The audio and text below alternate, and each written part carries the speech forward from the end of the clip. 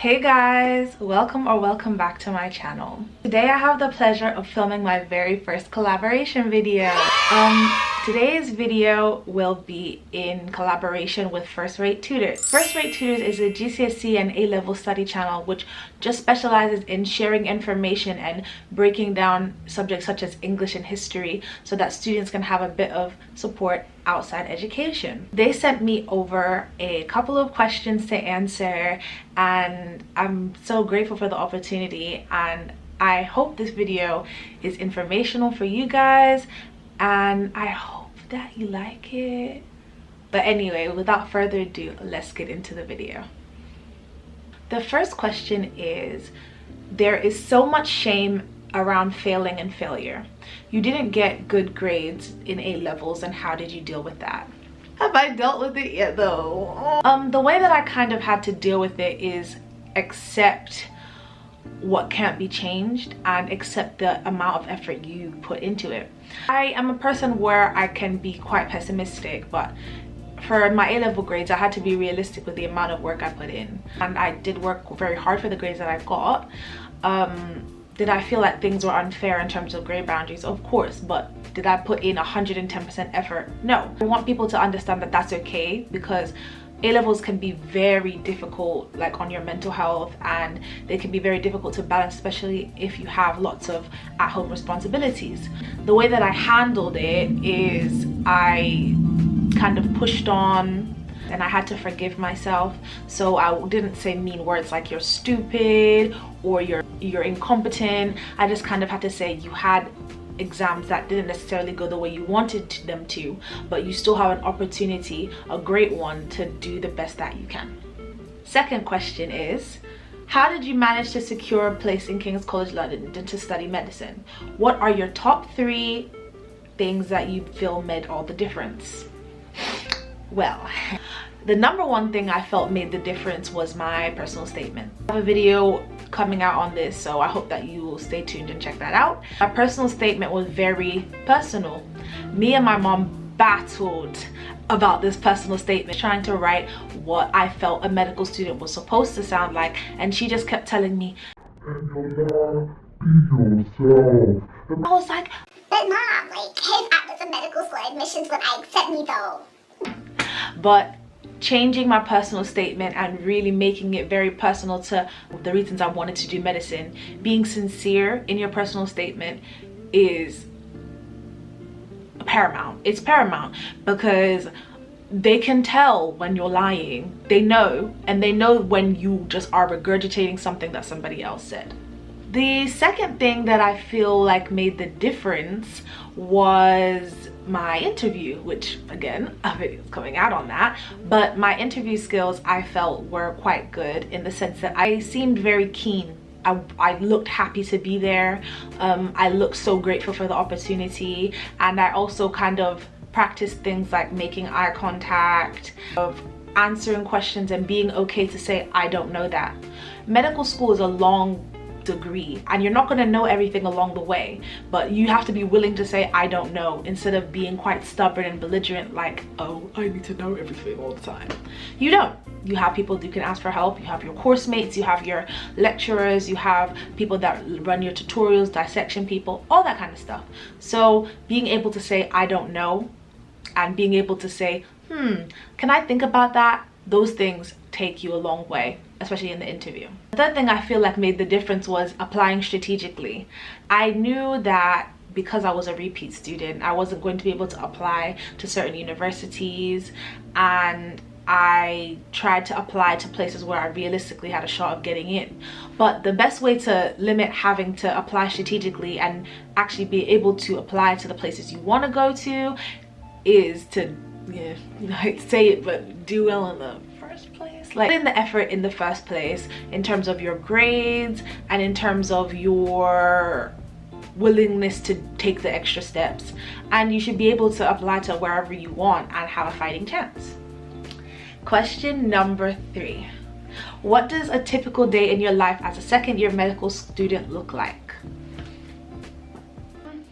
To be honest, a day in my life, especially because of COVID and everything, I would wake up in the morning, I would do my morning routine. So I would stretch, journal.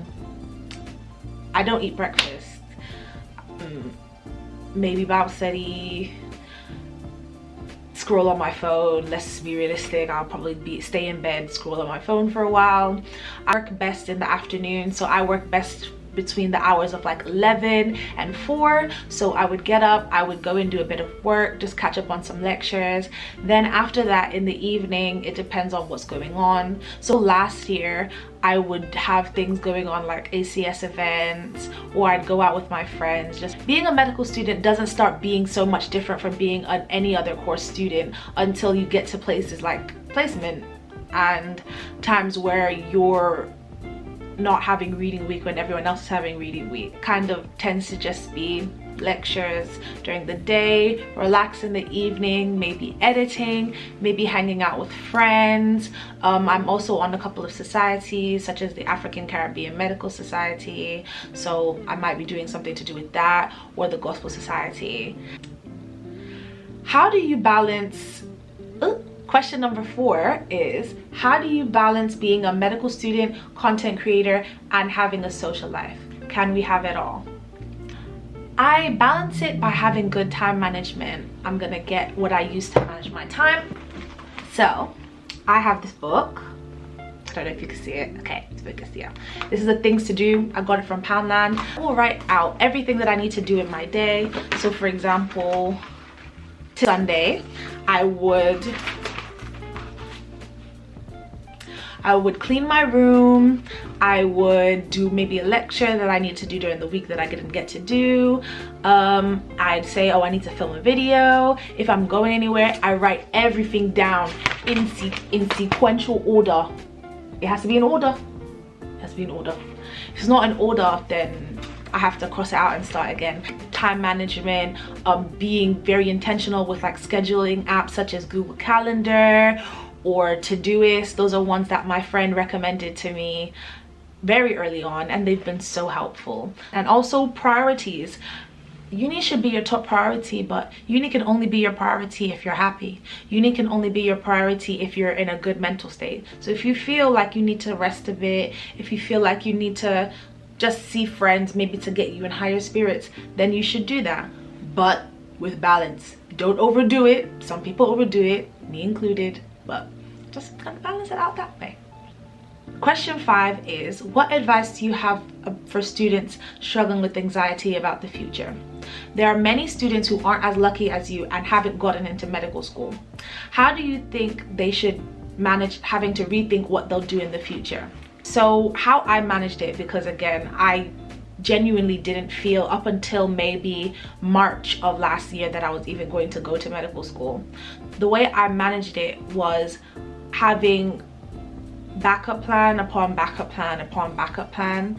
I was very vigilant on realistically what I might be able to enjoy. If I definitely want to be in the healthcare field, then what other careers would I find fulfilling? It's all about kind of doing research and not being hard on yourself, because there's so many different things that are out of your control.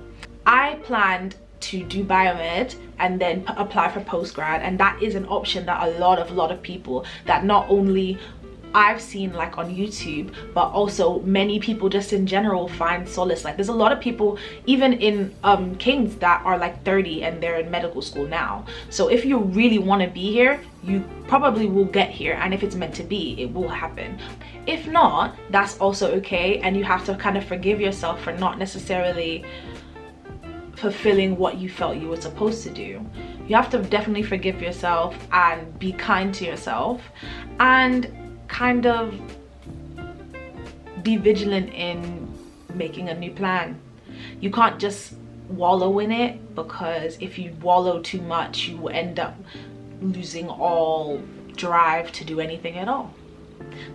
Well, that's all for this video. I really hope that you enjoyed it, and if you did, please leave a like and comment down below if you want to see any more content like this on my channel. Thank you so much for watching. I hope you subscribe to my channel, and yeah, I will see you in another one hopefully. Bye.